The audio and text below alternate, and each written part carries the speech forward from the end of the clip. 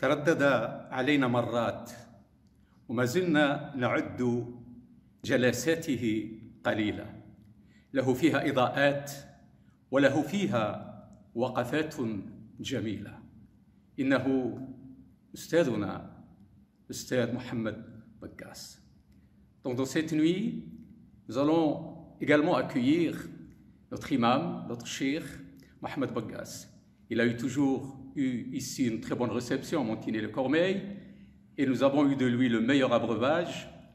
Et je voudrais aujourd'hui, justement, grâce à notre équipe, donc lui poser également des questions. Il sera parmi nous pour apporter sa contribution. Ustad Mohamed Baqas, السلام عليكم ورحمة الله تعالى وبركاته. وبدوري أنا أدعو لك فتقبل الله صيامك وقيامك.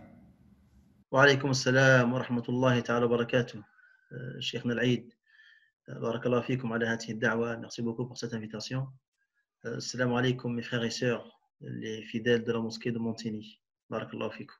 لو تكرمت أستاذ محمد، سؤالي الأول إليك انطلاقا من الكتاب والسنة وعمليا، كيف يكون برنامج المسلم في هذه الليلة المباركة، ليلة القدر العظيمة؟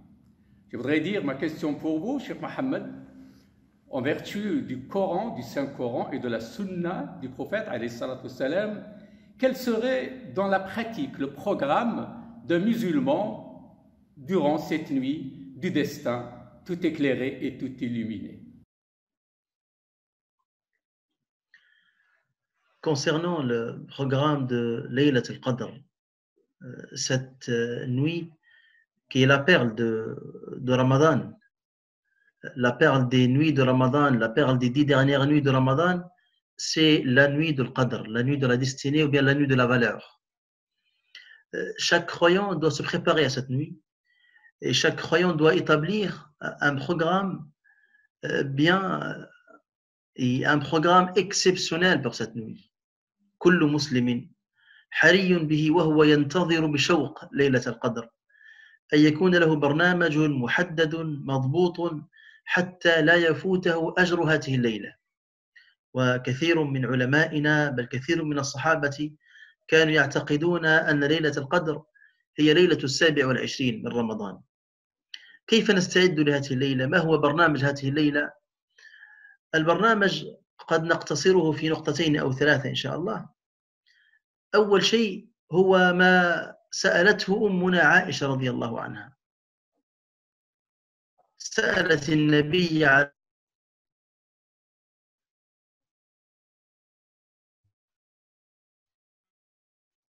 إذا عشت هذه الليلة وأحياني الله تبارك وتعالى لهذه الليلة فماذا أقول؟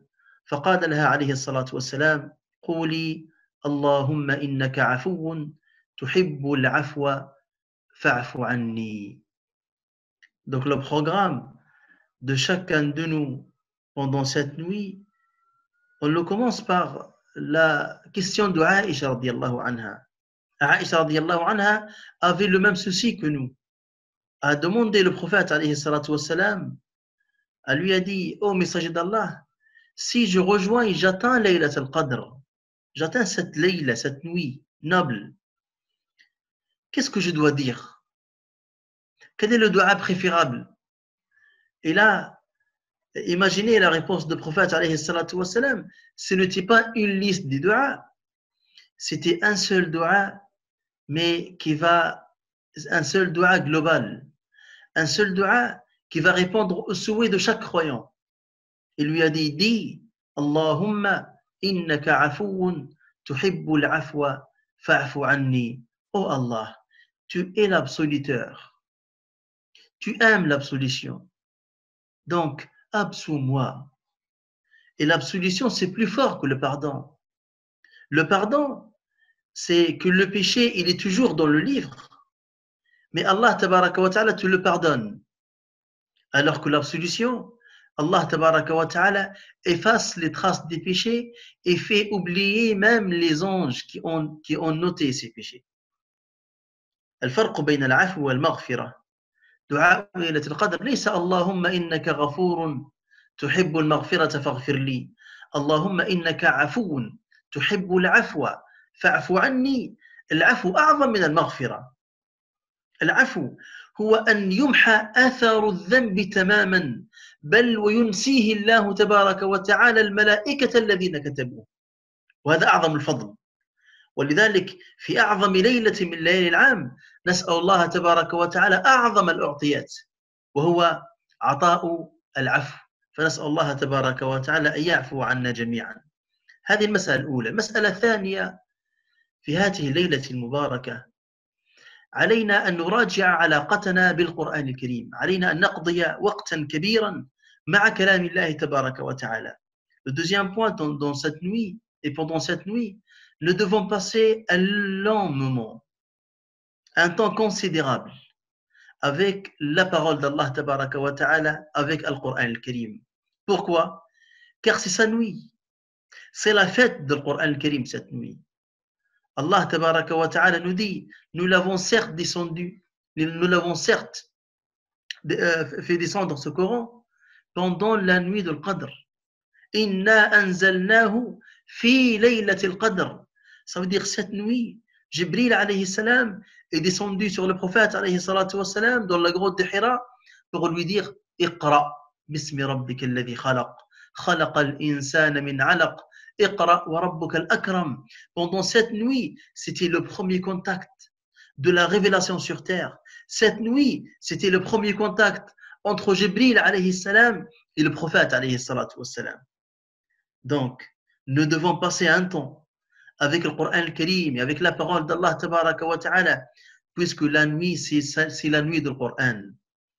Et c'est pour cela Allah tabaraka wa ta'ala, lorsqu'il a défini le Ramadan dans le Coran, a dit le mois de Ramadan, durant lequel le Coran est descendu. شهر رمضان الذي أنزل فيه القرآن.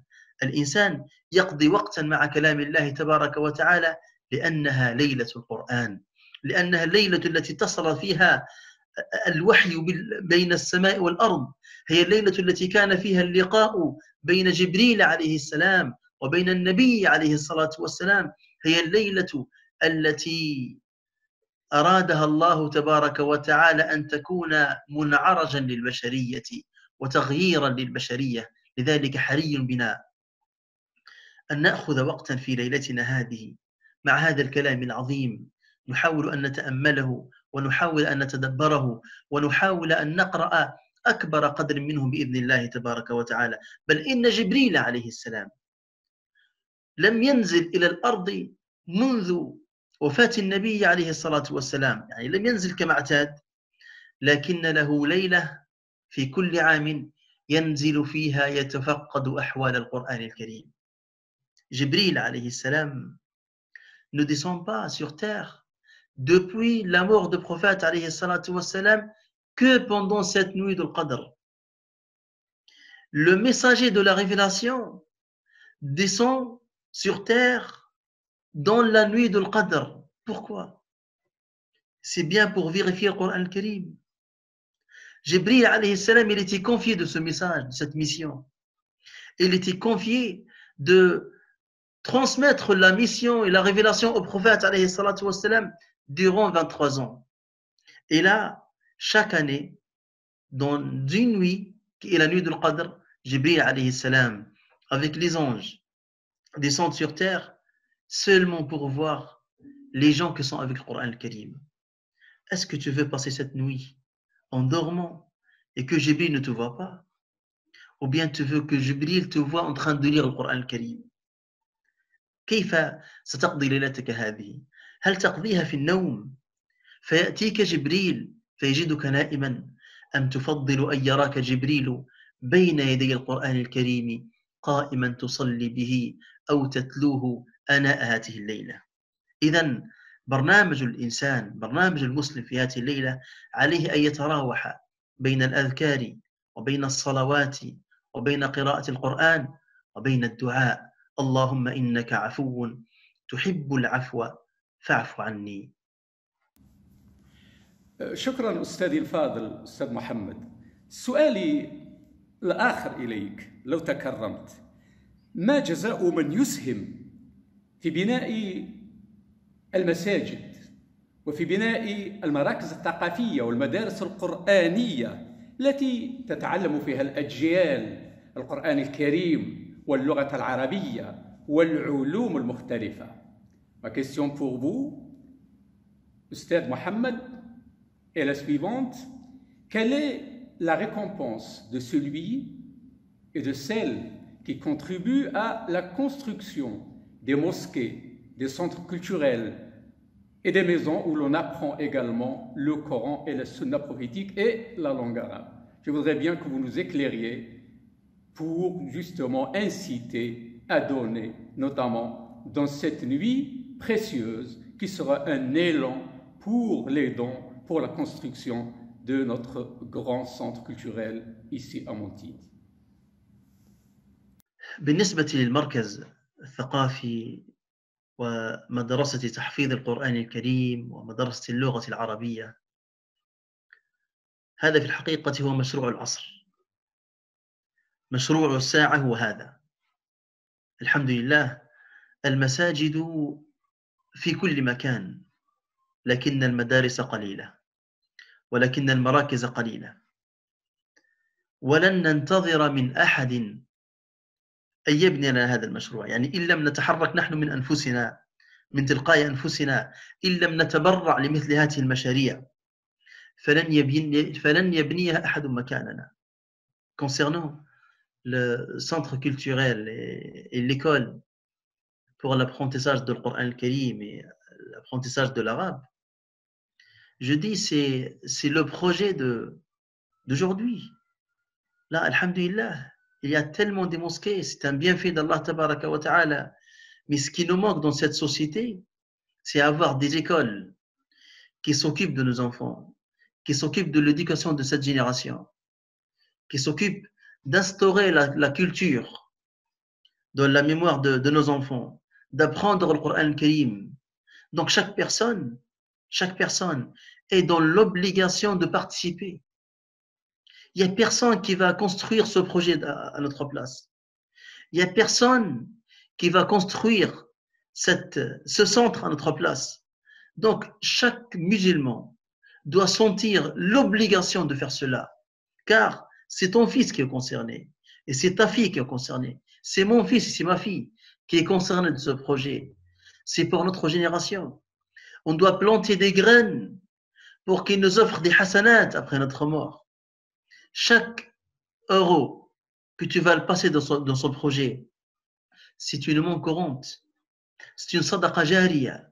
إن كل أورو تضعه في هذا المشروع إنه صدقة جارية عليك. هذا المشروع لأبنائك، هذا المشروع لأبنائي.